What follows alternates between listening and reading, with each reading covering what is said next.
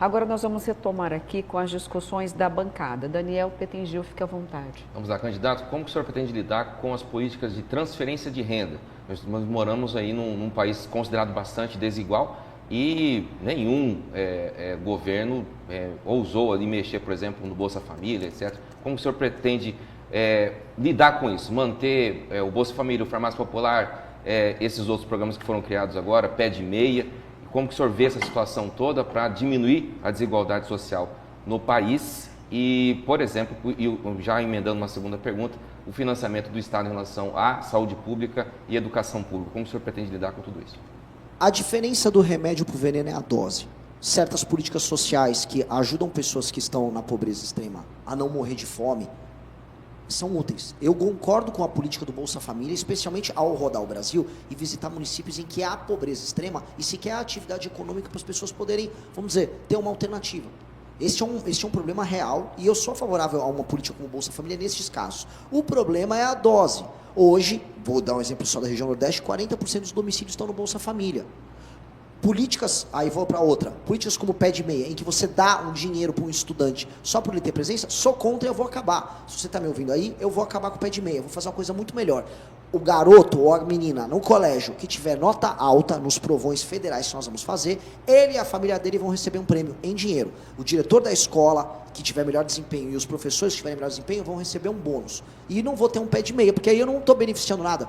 Simplesmente estar presente de corpo, mas não de mente numa sala de aula, não te qualifica a receber um dinheiro. Isso é uma política social que não funciona. Outras políticas sociais, eu vou ficar dando botijão de gás, vou dar energia elétrica, é roubo com quem está pagando a conta. Tanto que a conta de energia elétrica e o repasse do programa de gás do Lula vai para quem está tendo que pagar a conta de luz da própria casa e vai ter que comprar o botijão de gás para poder fazer comida na própria casa. Ou seja, o Lula tira de uma parte da população que está trabalhando e joga em outra. Hoje, quem está trabalhando e está pagando conta do benefício de quem não está trabalhando, essa pessoa está esfolada, ela não está aguentando mais. Então, para começo de conversa, o meu governo vai iniciar salvando o cara que está trabalhando e pagando a conta e logo em seguida, indo para as regiões em que tem maior incidência de benefícios, como Bolsa Família, levar frentes de trabalho, levar o agro organizado e levar a economia formal para que essas pessoas possam ter essa alternativa e saiam do benefício, especialmente homem jovem e mulher jovem sem filho que está no benefício. Eu estou avisando para você, eu vou tirar vocês do benefício porque eu vou levar emprego para a região de vocês, nem que seja com frente de trabalho. Ser o país do benefício, isso é uma vergonha e no final disso aumenta a desigualdade, porque a partir do momento que você não tem mais atividade econômica em muitos lugares, você tem uma pequena elite política com muito dinheiro, não tem classe média e tem uma massa muito pobre. Mauro? Eu vou voltar à questão de Mato Grosso. O senhor fez algumas referências aí com relação à questão ambiental, com relação à segurança jurídica dos produtores, a questão indígena, e eu queria colocar a situação da seguinte forma. Mato Grosso se orgulha de ter 60% do seu território preservado. Os outros 40% são cidades, estradas, áreas produtivas rurais, etc. E esses 60% são preservados por várias razões. Primeiro, porque existe uma legislação bastante rigorosa na proteção ambiental. Segundo, porque nós temos 72 etnias indígenas que vivem nessas áreas e que, evidentemente, promovem a sustentabilidade, promovem a preservação. Nós temos áreas também de preservação, como parques, etc. Esses 60% acabam, numa visão econômica global, um grande ativo para Mato Grosso, né? Porque não há como acusar Mato Grosso, embora nós tenhamos ainda problemas com queimadas ilegais, com desmatamentos ilegais, né? Que cada vez estão menores, são mais combatidos, mas acaba que esse Mato Grosso, esses 60%, se transforma num grande ativo do Estado, né? No mercado internacional, porque nós preservamos uma grande área, ao mesmo tempo em que somos o maior produtor de grãos e fibras do país, né? Mas isso tem uma colaboração que não é só da legislação, da proibição, é de quem vive nessas áreas, né? Sofremos problemas de invasão com garimpo ilegal, com uma série, as áreas indígenas devastadas por grileiros, por gente que quer promover o garimpo pelo mercúrio, enfim. Temos sérios problemas nisso e acho até que é uma ineficiência no combate a esse tipo de ação.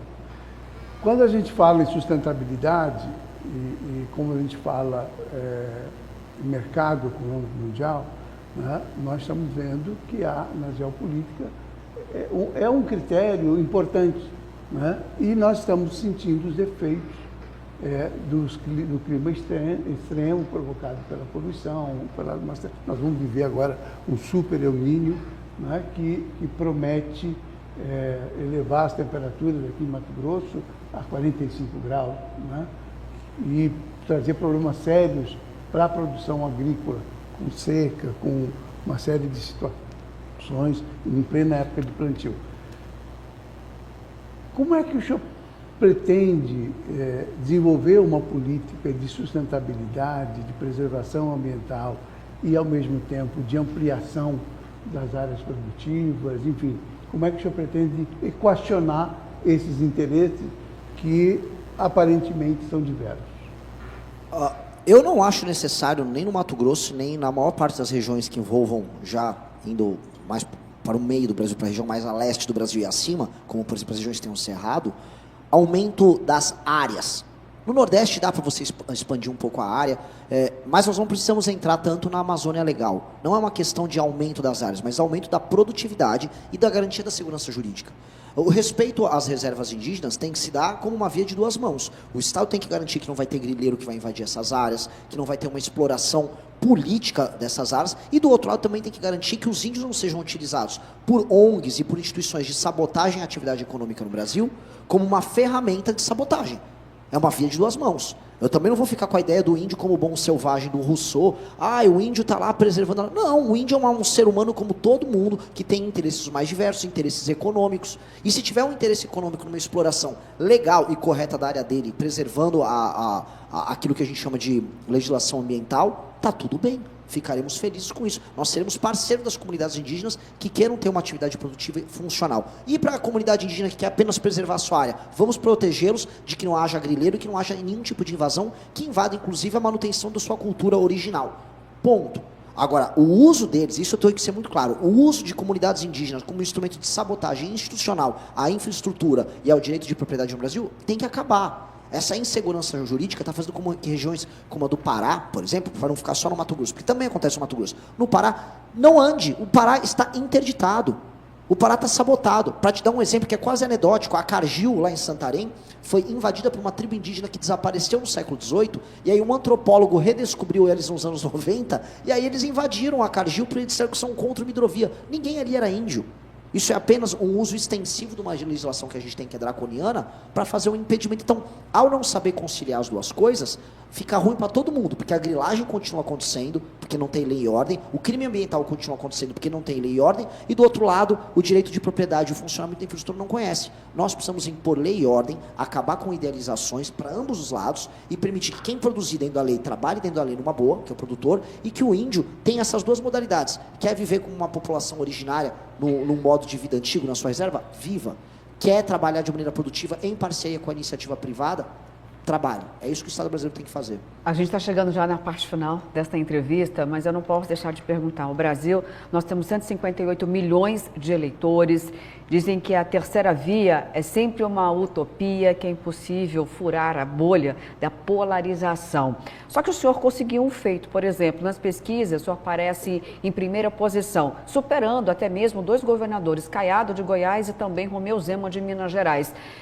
O senhor vai ter pouquíssimo tempo, né, na propaganda, se é que vai ter tempo, vai dizer o quê com alguns poucos segundos e no debate. O senhor acredita que seja possível, de fato, romper com essa polarização ou não?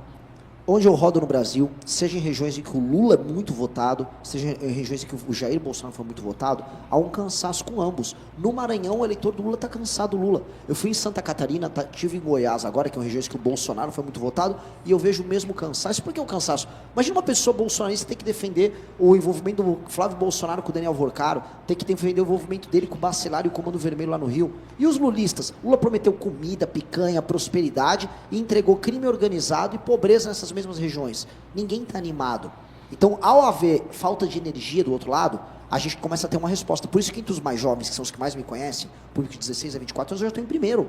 Eu tenho primeiro meu partido que tem 8 meses de idade, ele já é o terceiro partido preferido dos brasileiros, isso em apenas 8 meses. Isso mostra que a gente está trazendo uma resposta que os outros não estão trazendo.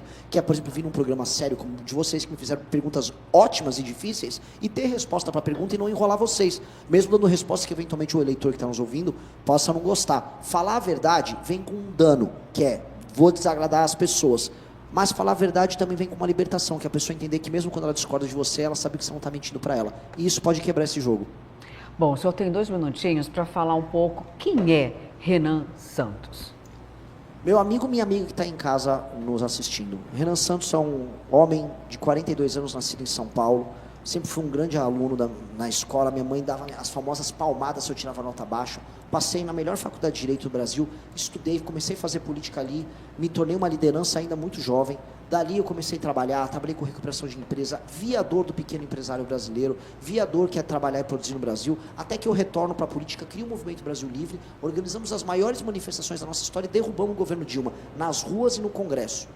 Hoje eu montei um partido político para que a minha geração possa poder participar, sentar na mesa e discutir os temas fundamentais do Brasil. Sou um sonhador, quero destruir o crime organizado e eu acho, de maneira muito contrária ao que todo mundo sente, que o Brasil é um país que pode ser glorioso. O seu futuro pode ser glorioso. E quando eu chamo glorioso, o Brasil tem tudo para ser uma das 5 maiores nações do mundo. Brasil, China, Rússia, Estados Unidos e Índia tem que estar sentado na mesa discutindo o que importa. Terras raras, mísseis nucleares, conquista do espaço, inteligência artificial. A gente não acredita nisso porque hoje a gente foi levado a crer que nosso país é uma porcaria. Porque nossas lideranças são uma porcaria. Com boas lideranças e com os bons sonhos e com o bom trabalho, a gente transforma esse sonho que eu estou falando aqui em realidade. E a tua vida vai melhorar muito. Você vai poder sair de casa para trabalhar sem ser roubado, você vai pagar imposto justo, você vai conseguir trabalhar e ser feliz, você vai ser respeitado nos teus valores. Basta sonhar alto e acreditar nas pessoas que falam a verdade e não em mentirosos e enganadores que fingem que pensam como você, mas no fim do dia são parte do problema, como você mesmo, no fundo do teu coração já sabe. É isso, meu nome é Renan e você vai me ver aí nos próximos dias nos debates. Bom, candidato, muito obrigada pela sua presença aqui no programa Notícia de Frente. Tivemos grande participação também no interior do estado. E agradeço, de fato, pela sua disponibilidade, porque outros pré-candidatos estiveram em Mato Grosso, mas muitas vezes a agenda impossibilita a presença em veículos de comunicação aqui de Mato Grosso, que é um estado pujante na agricultura e algumas vezes fica esquecida essa pauta nacional. Então, vou agradecer aqui imensamente a sua participação na edição de hoje. Boa sorte.